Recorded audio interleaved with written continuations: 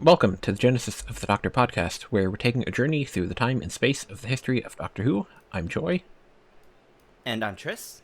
and for today's episode, we're focusing on the fifth and sixth serials of season 4, which are The Underwater Menace and The Moonbase. Underwater Menace is in Atlantis, and it's my first note was that I found it very funny that to determine what time it is, Polly just finds Mexico Olympics merch on the ground, and that tells them Yeah, what time it is. I, I thought that was pretty funny, especially since the implication of that is not only what time period it is, but that Atlantis had been visited by someone from the surface before as well. Yeah, I mean, it could just be that, like, it got lost in the water or something, and That's it, also it possible, yeah. waved ashore there. I don't know if it would have been in as good condition as it seemed to be, but yeah. Yeah. It's funny, though, they just picked, like, the next Olympics so they could say it's in the ever so slight future. Yep. I loved at the very beginning though how as soon as they're about to leave the TARDIS, the Doctor has like the menacing wait, and it adds for me. Like he was so excited, like he's Yeah. just trying to mess with them a bit, but also clearly is out to have a good time.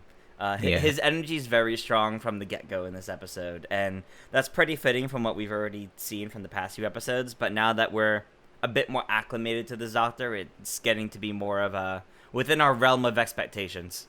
Yeah. And I definitely thought that this was an interesting story we had here. Yeah. I actually really liked a lot of the ideas that went into this. I think the costume design could have been a bit better, Yeah. but the ideas into this were pretty interesting, and I think for the first Atlantis story, the fact that it's it's less so focused on Atlantis itself and its people, and more so focused on a corrupt individual who found it previously Yeah. and his evil plan. And it was just really fascinating, actually. Yeah. We've got our mad scientist type, and he's kind of just... Yep. His evil plan is just like, I want to blow up the world because it would be a very big thing for me to do. It's just like, he doesn't really have any reason to do it. It's just like, the No, accomplishment is all he's going for. it's just like, yeah, it's like the accomplishment, but it's just like, but if you destroy everything, no one's gonna know it was you. Like your Yeah. accomplishment is not gonna be tied to your name. So he was a little crazy. Apparently, in the novelization, they say it part of the reason why he did it was because his wife and child died in a car crash. So I guess he was just like, well, my whole world is already dead, so I don't care about the rest of it. But yeah, I don't know if that really adds any good explanation. yeah, it makes a bit more sense, I guess, but it's still like a very simple thing. I will say though, I'm I'm not a big fan of how early on in this episode, or I guess in this story as a whole, uh, the the way the Doctor gets them out of trouble doesn't really feel like it should have worked. Like he knew that scientist was here, which I feel like is a bit of a reach, and then his message to said scientist is just, I have a secret. That's Yeah. it. That's the whole message. Doesn't say who it's from, doesn't say anything about that scientist. It just piques the man's interest, which is what saves them in the beginning. And I don't like that. That doesn't feel like it was really thought out very well in my opinion. Yeah, that part was definitely weird. I had it noted here that it was like, why does the professor care so much about just quote unquote a secret? It doesn't Yeah. make any sense.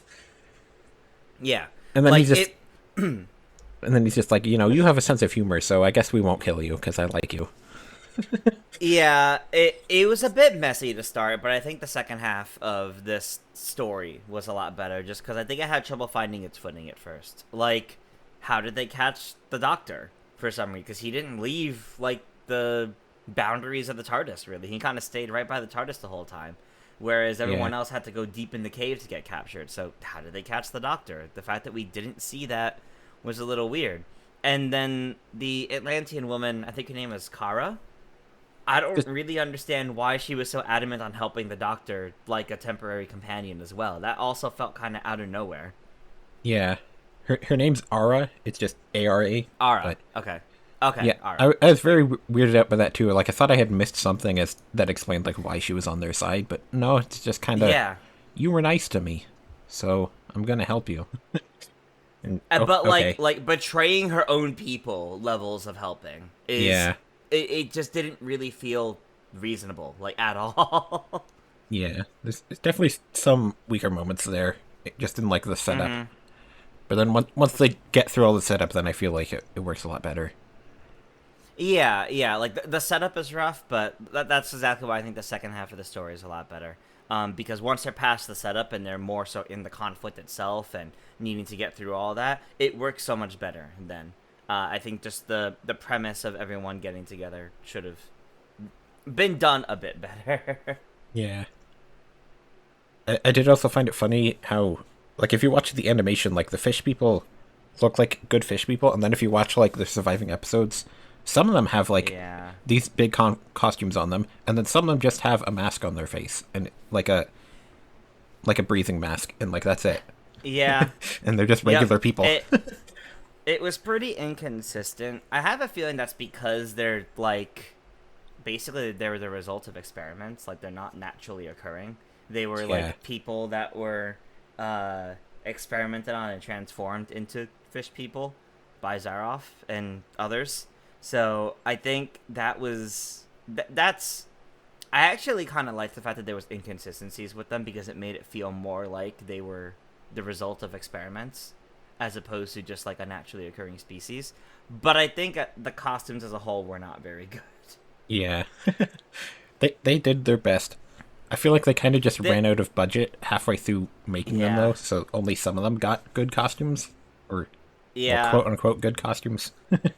The animation actually kind of helped this story, I think, because it made the fish people look a little bit better, as well as the Atlanteans look a Yeah, little bit better. Because for the most part, um, in the actual story, the Atlanteans don't really look any different from normal people outside of like what they're like what kind of clothes they're wearing.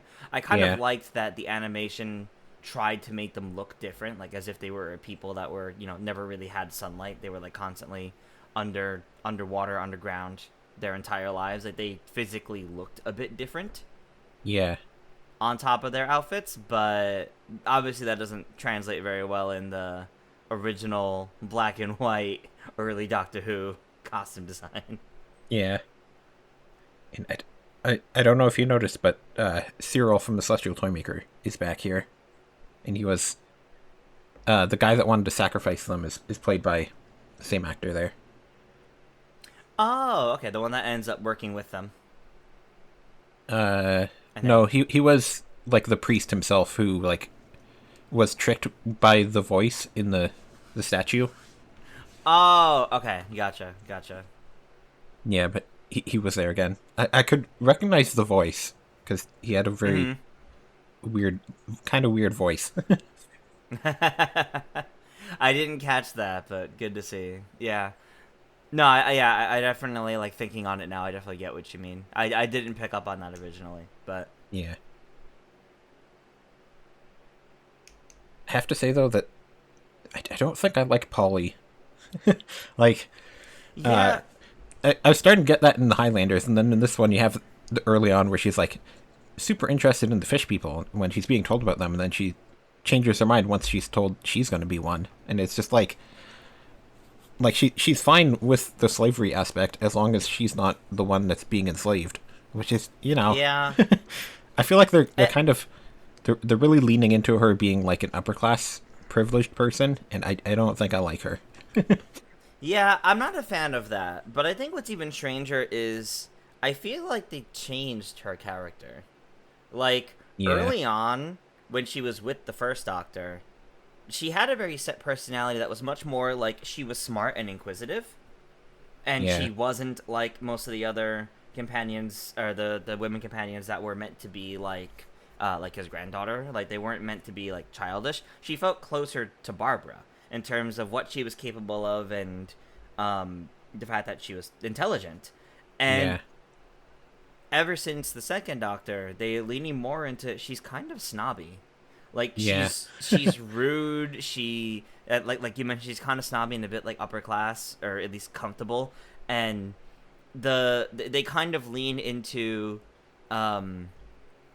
she's a little stupid at times. No offense, like she's a little stupid at times with not getting certain things that a few stories ago it feels like she should have picked up on. But Yeah. it's like they want to explain it to somebody, but they don't want it to be Jamie all the time. Yeah. And I don't like that. I really don't like that. I liked her character earlier on better than what we have now. Yeah, I definitely liked her with the first Doctor more, I think. And then Mm-hmm. they're just changing the way they're writing her. And I'm not a fan of Yeah. her anymore. Yeah, which is sad. I think Ben is still pretty good though. Yeah. I think it's going to be a little interesting to see just like they weren't really ready to have Jamie here yet, so they kind of just like took Yeah. part of like Ben's lines and gave them to Jamie. So it's going to be a bit Yeah. interesting just to see like what it's like once they're really trying to write Jamie and Ben differently. Right. Although I guess we won't have that for long because I think they leave 2 serials afterwards, Okay. like the So, end of the Faceless not too ones. far off. So our next episode, Ben and Polly will be Okay. leaving. Oh, well, maybe maybe that's when the Doctor finally lands in the 1960s again. Who knows? Yeah. But specifically about the Underwater Menace, I do also like how the twist to even just the name of the serial. You would think the Underwater Menace was going to be like something with the Atlantean people, the people of Atlantis, Yeah. but the Underwater Menace is Zaroff. Yeah. They have someone taking advantage of the Atlanteans, and that's what the Yep. story is. And Yep. I liked how they kind of had like scientific stuff explained in it to just tell you like Yeah. how he's going to blow up the world and stuff. I'm not sure it would work exactly that way, but it's a decent concept. And they explain It's a like decent concept. They tried it, and I think Yeah. it works for what they tried to tell. Obviously, they didn't get into the nuances of the science, so you could disprove it. But for the suspension of disbelief with early sci-fi, I think that works. yeah, like you can tell that they have a scientist on the payroll now who's like telling them how to do stuff and Yeah. stuff like that. Yep. But yeah, I think it's also. Oh, go ahead. I thought Zaroff was an interesting character. Like I like how he's kind of like cartoonish villain, but like I kind of like that. you know? Yeah. It's a good thing to have Yeah, from it's time to fine time. to have that every now and then. Yeah, Yeah. exactly. Every now and then, as long as they're not too often, and especially since it's not an alien, it's another person. Yeah. I think that actually kind of works because we don't have that too much. Although I will say, Power of the Daleks, the main villain there was, aside from the Daleks, was a bit cartoonishly evil and how he wanted control. But this one's Yeah. very different than that. Yeah. But there's a very specific part I want to talk about near the end of this story that really stood out to me, and it's when the Doctor and Ben are escaping, and they leave Zaroff behind, and you could really see for the Doctor he didn't want to leave Zaroff behind. Like, we're really starting to see the Doctor's traits for who we know him to be now from a modern perspective. Yeah. Like, that's really starting to come out of him now, and his morals, and the fact that he wants to save everybody, even the people that have wronged him, even the people behind all this, which we saw the first Doctor kind of learn to take on that aspect, but I think it was a really good moment for the second Doctor here. Yeah, and it's definitely a moment like that in the Moonbase as well, too. Mhm. But yeah, it's nice to see him like kind of pretty quickly becoming like what we know of the Doctor to be, like in Modern Who. Yeah, exactly. I did also have notes here of just like funny things that happened. Like at the beginning, the Doctor's like, "Women and children last," and then he makes Polly go before him. So I loved that. I had that noted down too. The So- Doctor just sees himself as a child. yeah, And then at the end there was like, "Do you know what you're doing?" What a question. Of course I don't. There's no rule against trying, though, is there? I have that noted, and also right around the same time, I have a plan, and it might even work. Yeah. Like Very there's funny definitely dialogue. some good moments there. Yeah, Yeah. exactly. There's some really good dialogue from him, and I do love that. And then he also didn't like when Ben said he wasn't normal. It's like, that was totally uncalled for, Ben. Also, in that moment too, just the how do I know he's a wanted man? Well, look at him. Yeah. Like that's tied into that, but also just the way they used that exchange to learn what the password was Yeah. also really funny. Yeah, I like that. And I definitely think Patrick Troughton's physical performance definitely added a lot when I went and watched Yes. like the surviving episodes. Like you can he is very much a physical actor, so it's definitely nice to have surviving episodes here and there. It really is, because you really see the difference that the animation tries but really can't quite pick up on. Yeah. Unfortunately they just don't have the budget to do that. Yeah, it's unfortunate, but it's okay. I will say, but like, I think even still, like, regardless of his antics that we can or can't see, I do think his dialogue and his banter with the companions are really good for the most part. Yeah. Even though it largely is focused on Ben right now. Yeah.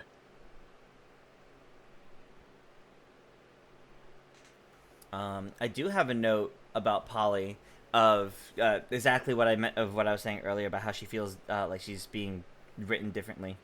The way she falls for Zarof's last request, like, why would you fall for that? Especially with the kind of person that she was in previous stories. I feel like she would be the person saying, "There's no way you're going to fall for that," like, and they're trying to convince people against it. But the fact that she was the one to convince to convince the other guy to maybe believe it was kind of shocking to me. Yeah, that whole scene was just kind of weird, I feel. It's just like, especially because, like, why not just leave, like, Ben or Jamie there as well, you know? Like, you're leaving a weak-old Yeah. man and a woman to possibly have to fight him off if he reveals it was faking a heart attack. Like, Yeah. just leave one of them there and have a more able-bodied person that can fight back, maybe. No, exactly. It was just a little bit of a mess and not thought out very well, and it's a disservice to Polly's character to make her be the one to fall for that too, because it really Yeah. does feel like they made a shift. They didn't like the fact that she was a smart woman, and now they want her to be the dumb one, but not the out of time one, because that's clearly Jamie. Yeah. I will say, though, that I found it a bit weird how, like, Jamie is only confused by some things.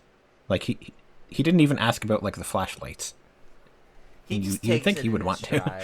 Like, yeah. Like, sometimes he's confused by stuff, but he doesn't do it as much as you feel like he would. Which is interesting.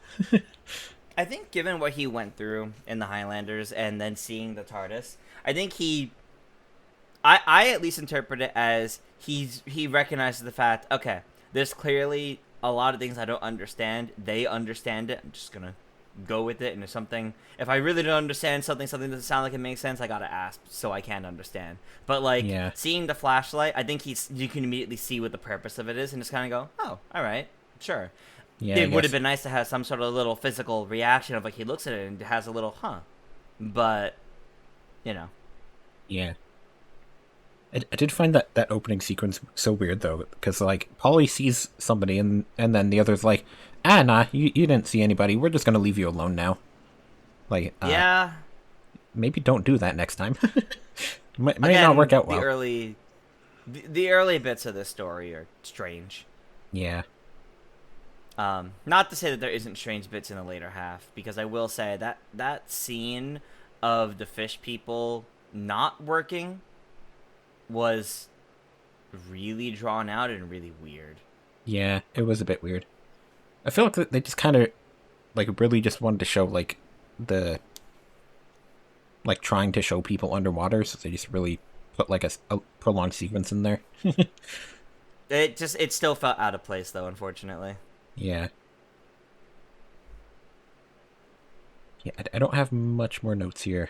other than Jamie falls down a cliff and it's just like for 5 minutes, and then they just pull him back up so they can just have a bit of excitement there, I guess. I guess, yeah. It just It was a bit odd. very inconsequential. My last note, actually, inconsequential is a really good way to describe it. I kind of was surprised that it didn't feel like there was that much of a conclusion to this story. The Doctor and the companions make it back to the TARDIS. Some Atlanteans, as in like the leaders, we see that they survive and they talk about how they'll rebuild and go forward, but like there's no real conversation between the Doctor and companions or the Doctor and the survivors. It's kind of rushed, I guess, that they had the whole escape sequence, and then the escape sequence immediately led into credits, basically. They didn't really have a conclusion from that, which felt a bit strange to me, but... Yeah, I feel like maybe they just ran out of room, and they just decided just hastily finish it. Because I guess they just had a lot of stuff they wanted to get through, so they ran out of time. Also, the fact that they climbed the entire height back up to the surface, or at least to where the TARDIS was, felt very strange to me, considering they like nearly passed out from the change in pressure from the elevator. Yeah, they don't really explain that part. Like, I don't feel like they like, especially since they took a long elevator ride, I don't think they could reasonably do that climb. Like we saw from Jamie and Polly that it was too much of a climb for them, but they managed to power through and get through. But I still don't feel like that's something they would reasonably be able to do. They basically climbed an entire mountain. Yeah. It definitely gets a bit weird at the end there, for sure. Unfortunately. I think as a whole, there's a lot of interesting ideas in the story, and I think the middle of the story to near the end is pretty good, but I think it has too many problems getting it going at the start, kind of bringing everyone together, and then it kind of just drops off right at the end, unfortunately. Yeah. I think I've heard that this is not a very well-loved story, just in general. People don't tend to like it very much. Yeah, it was alright, is basically how I feel about it. I think it was fine. It just... Yeah. Not the best, for sure. Not the worst either, though, I think. Yeah, like a 3 out of 5 kind of feeling is what I would give it. But I guess if we're done with that one, we can move on to the Moonbase, which brought back Cybermen. And I have to say, I didn't like the voice as much in this one. No, same. So much more grating the whole time. Yeah, the Cyberman voice was really hard to listen to, and frankly, it was kind of hard to make out what they were saying at times, too. Yeah. It was a little much. The costuming, I don't really have much of a strong opinion on, but the voice definitely got grating immediately. Yep, agreed. So, this story was really interesting, though, because it starts with the TARDIS going out of control. You know, they want to land on Mars, they end up landing on the moon instead. The fact that we have the TARDIS going out of control, well, you know, some things never change in Doctor Who. Yeah. And that's totally fine. But I find it funny how the Doctor's like, all right, well, let's get going. And they're like, no, we're going to go out and explore. He's like, you want to explore out there? All right, let's get these spacesuits. And yeah, the time period is largely why, and probably budget too, but the design for the Cybermen was okay. The design for the spacesuits was very much, let's put on a plastic poncho and tie a water bottle to it and put a fishbowl on your head. Not the best. Yeah. I did also found it a bit funny how, like, they just started jumping around on the moon. And it's just... Which you definitely shouldn't do. Yeah. And then Jamie finds out why you don't. Because then he gets himself hurt. Yep. Like, they don't even look around first. Out of first. commission for most of the story. They don't look around first. They just decided to start jumping around. And, like, later shots show that, like, the Cyberman ship was, like, right next to the TARDIS. So, I guess they never saw it, though. Somehow. But yeah. And then Jamie gets knocked out, which I guess is... Seemingly they still weren't ready to have Jamie, because he was a last-minute addition, so I guess they just decided to knock him out. So he's just... Yeah. There the whole time. Yeah, and it's not like the actor went on vacation because he had scenes like in each episode. Like he was Yeah, clearly there. They just didn't know what to do for him. I did like, I did actually like the story they came up with of it's like the vision his people get before death kind of thing, or like yeah, the folklore behind it, and how that's what he thinks the Cybermen is at first. yeah. That was I actually thought that was a neat touch. yeah, an interesting way to take it for sure. Mm-hmm. I will say though, I think he should have had the Cybermen explain to him a little bit more though, but you know. yeah, I feel like this story in general is just a bit weird because it's just like it's literally the 10th planet, like Yeah. almost beat for beat. It's the same story. It is pretty similar, isn't it? Yeah.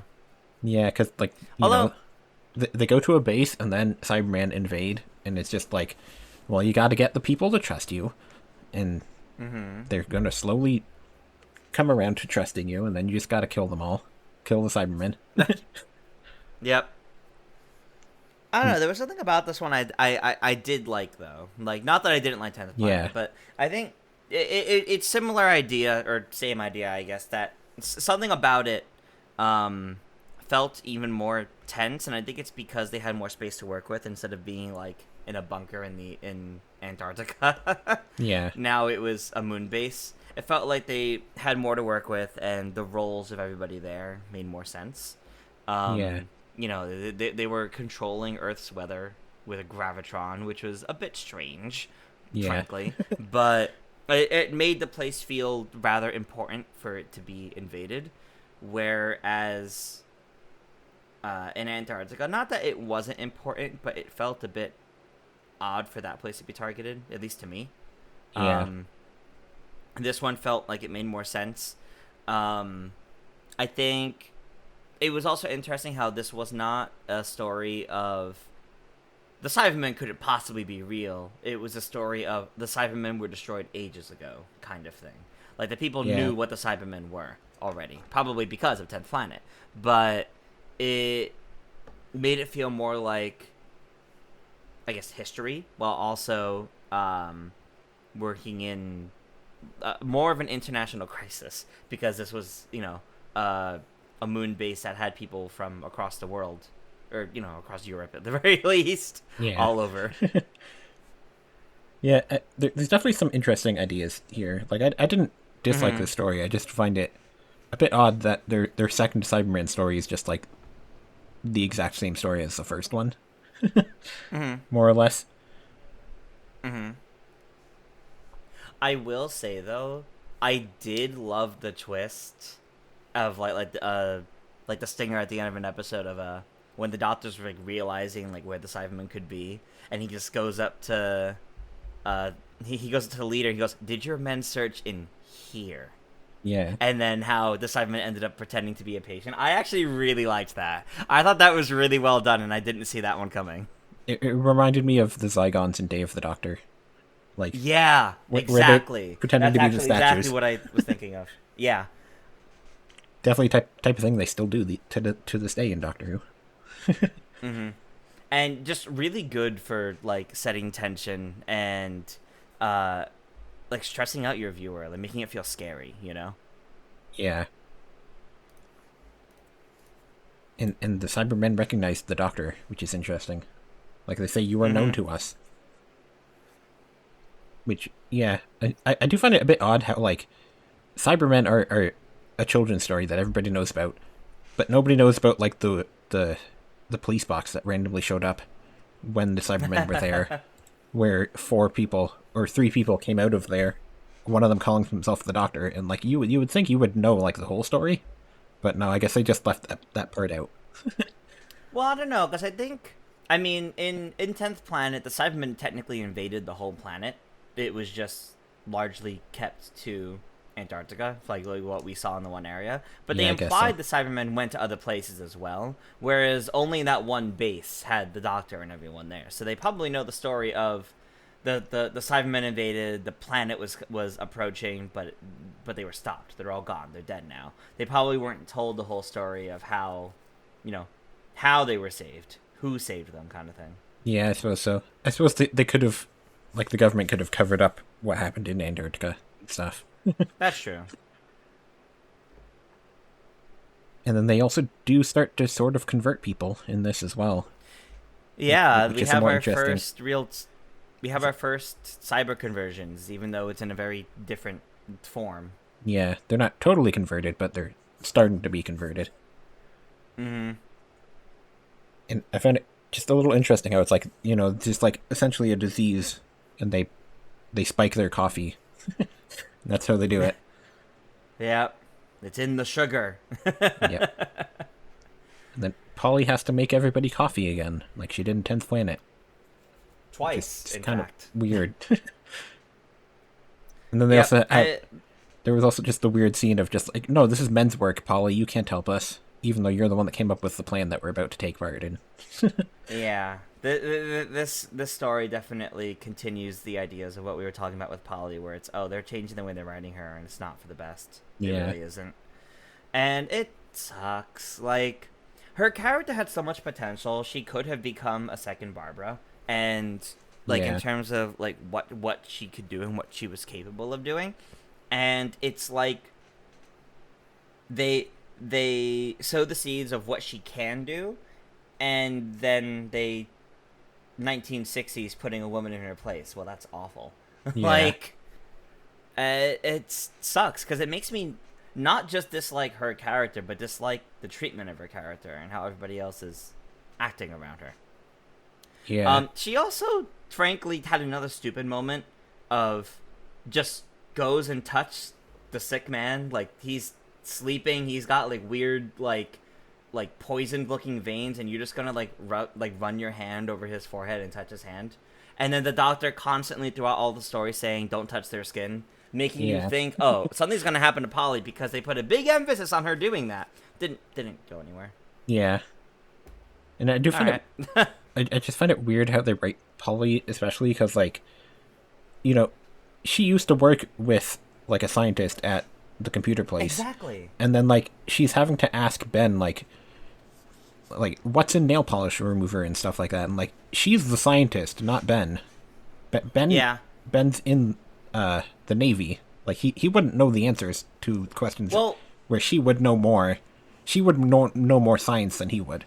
And then, like, she's having to ask. That one actually felt more like... That one, to me, it didn't quite feel like she was asking him. It felt more like she was getting confirmation from him. It's like trying to get him to understand her plan. That's how I interpreted that one, at least. There was maybe, like, something she didn't quite know, but it was largely, she had this idea, let's work with this. I think I can put this together. It's like, and trying to get him on the same page. So they tried there, but I feel like it didn't quite come across the way it should have. Yeah.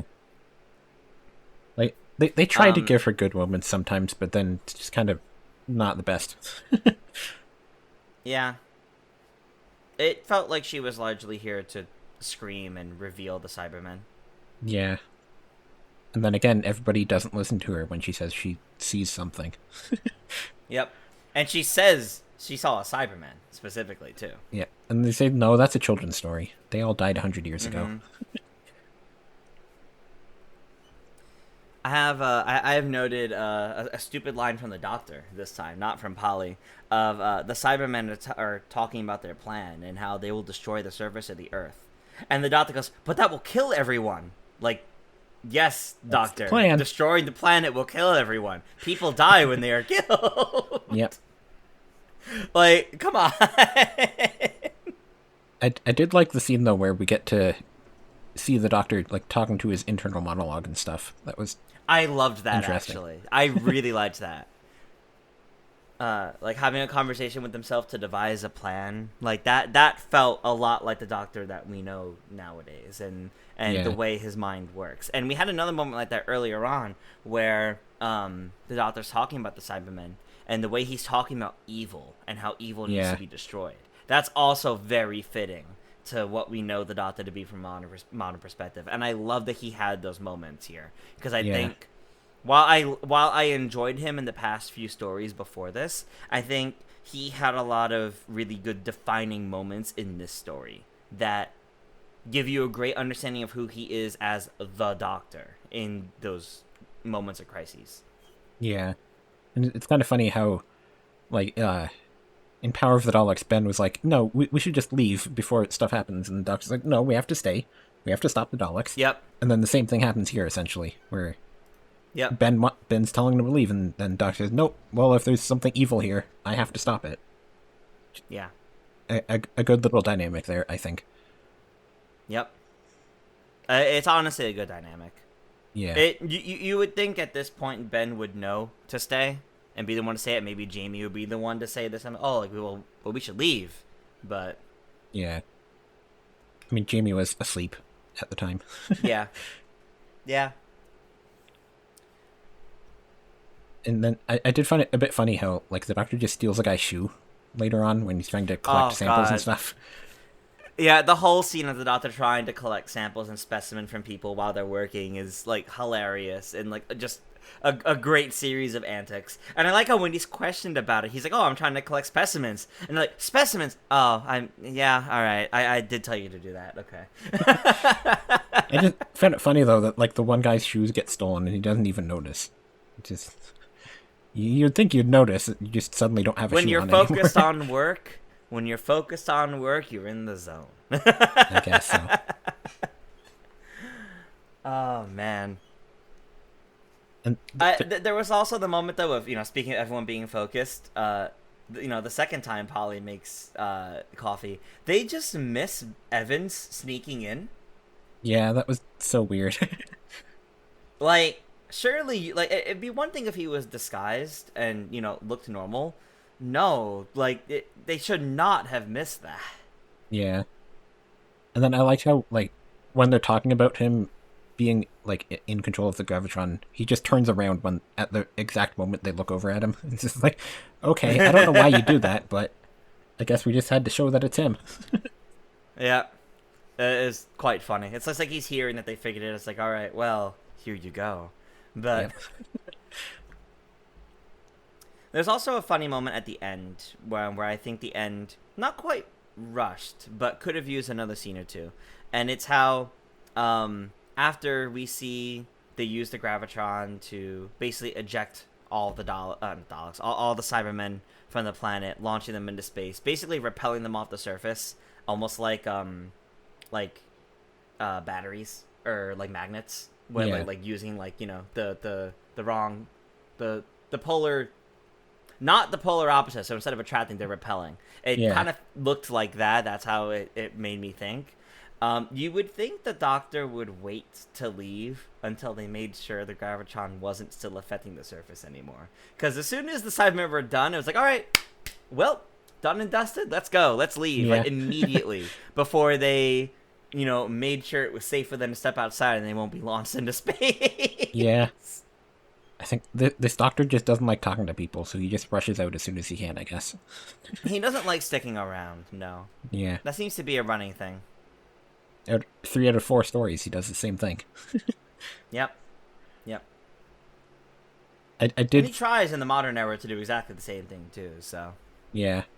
I found it so funny in this story how, like, they don't really understand how the vacuum of space works. Like, there's the hole gets blasted into the window, and then you just put shirts over it for a moment, right. and then, well, the shirts don't work, so then they put, like, the tray that they had their coffees on. Yeah. That does work, though. And then, like, the whole scene Well, with, like, yeah. the Cybermen entering through the storeroom, and just, like, seemingly that the storeroom is now exposed to the vacuum of space. And then Yeah, they you would just put think. like bags in front of it, and it's fine. Yeah. Yeah, it's a bit weird. It's a bit dated there, yeah. Yeah. Listen, this was before the moon landing. This was before they had like a really big understanding of all of that. Yeah, like they tried to Although, explain some stuff with like the vacuum of space, but it just didn't work that great.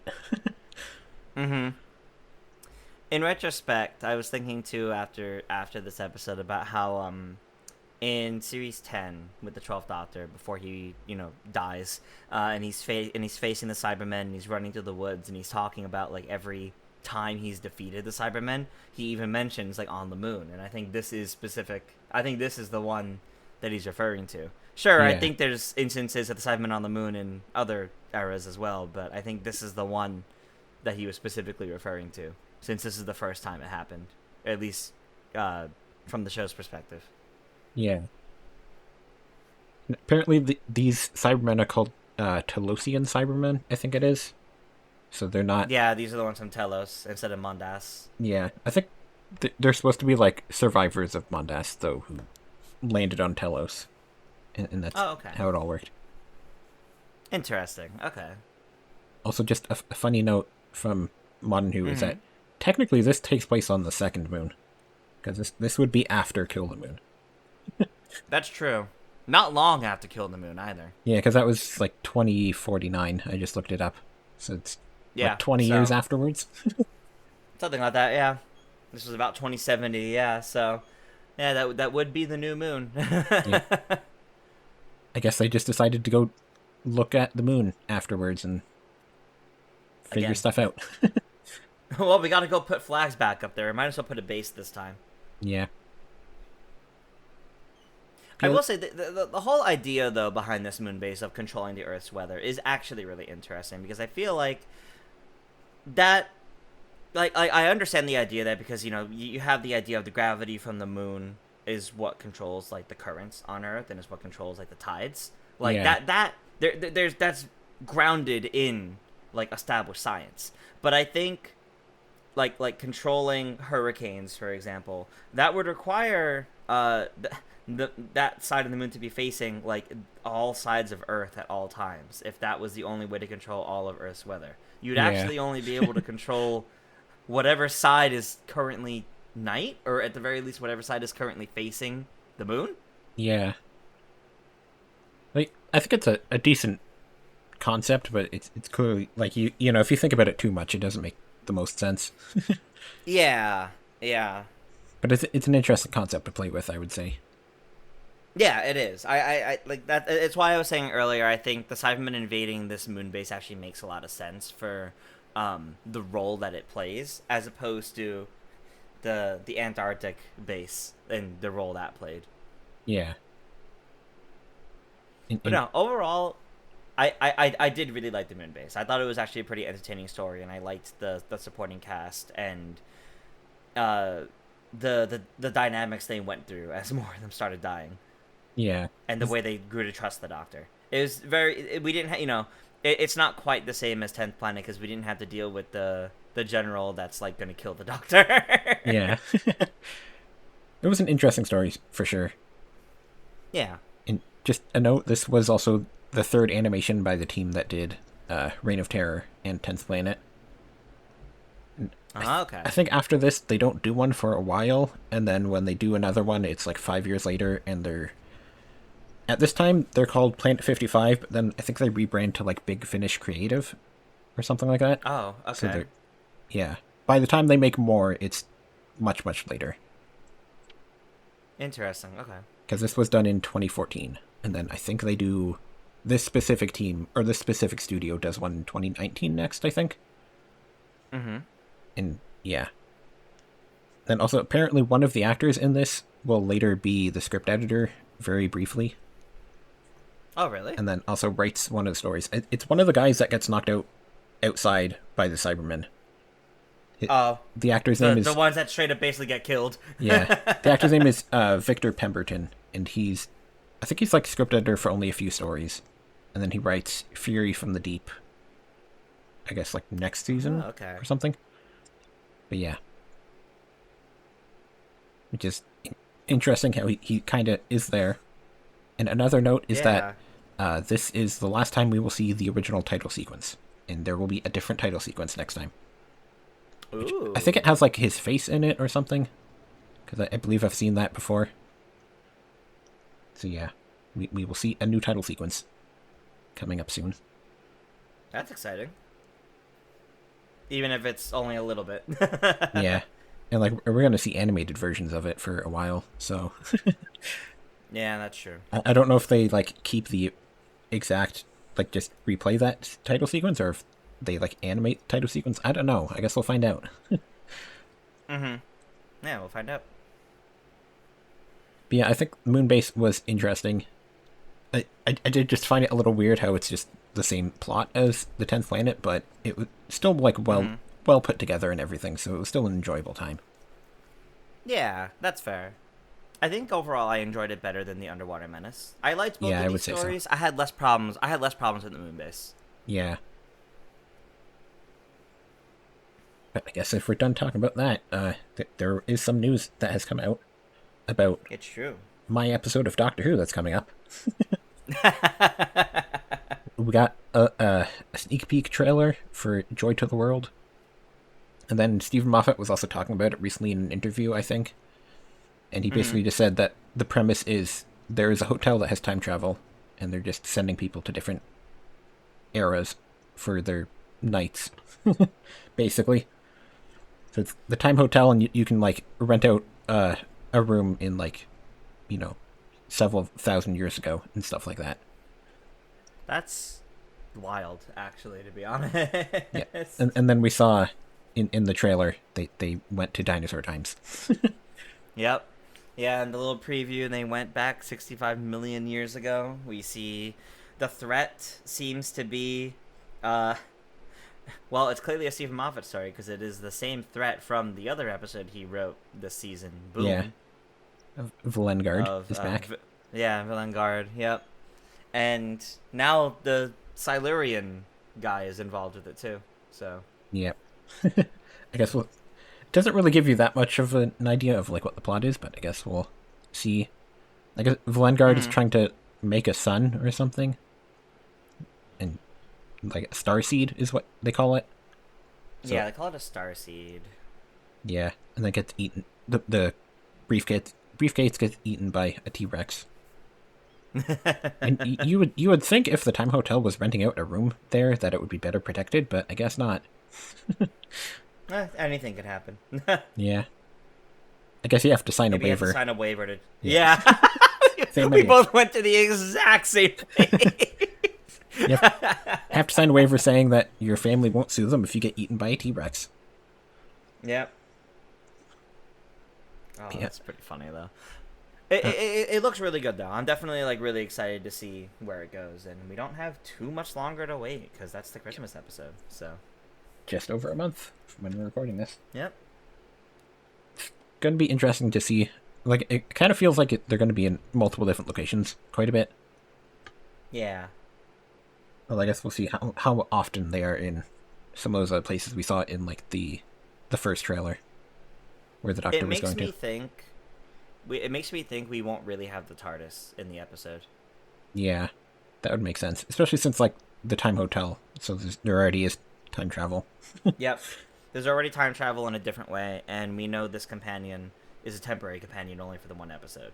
So. Yeah, and I guess seemingly maybe the Doctor's working at the Time Hotel, because he was like Maybe, doing yeah. room service stuff the first time. So I Maybe guess we'll he's see. undercover. Yeah. But yeah, I'm interested to see what that episode's like, and then I'm kind of hoping we'll get confirmation of like when next season is showing up, at least like at the credits of that story. Oh Maybe. yeah, like the Doctor will return like March or something like that. Yeah. Hopefully we'll know Yeah, by the end. hopefully. Yeah, it looks like a fun story. I don't really have that It much to does. say. I'm 'Cause excited. I'm excited for it. I'm not sure how much to say because we really don't know that much about it yet.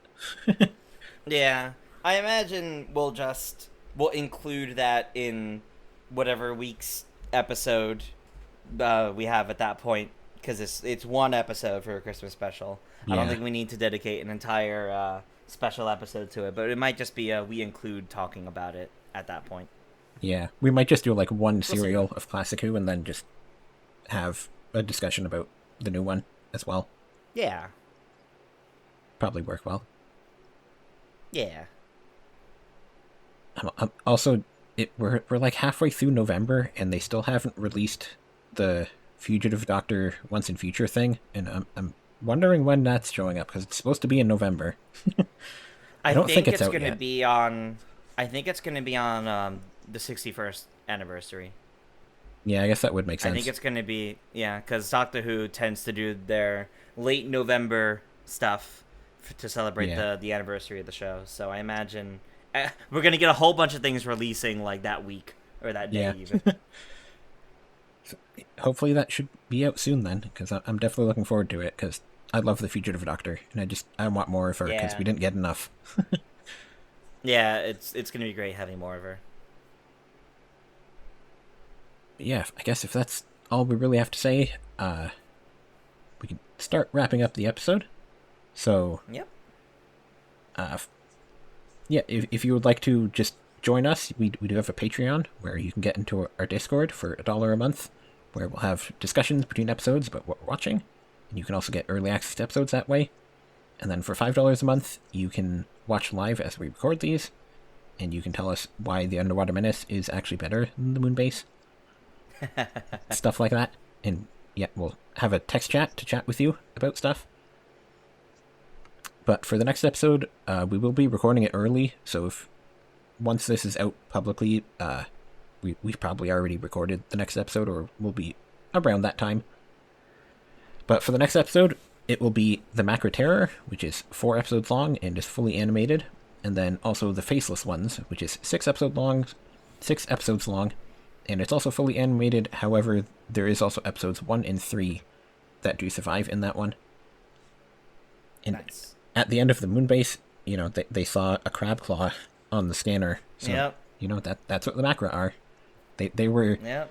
very briefly in a 10th Doctor episode, but very, very briefly Barely. in it. And I know in the animation for this, apparently there's wanted posters for the Master. So this is technically the first time you see the Master, but not really. Oh, that's funny. I That's more like fun Easter egg.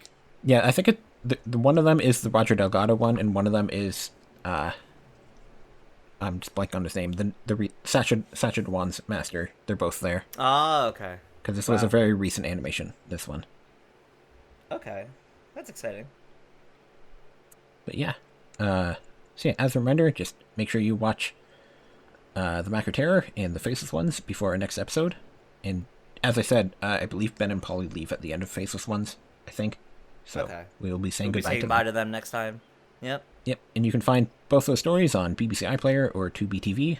And if you support us on Patreon for just $1 a month, you can gain access to our Discord, as well as early access to episodes. I hope you enjoy. You can find me on social media at Join Content. Also, I would like to note that I'm not on Twitter anymore, so find me on Blue Sky instead.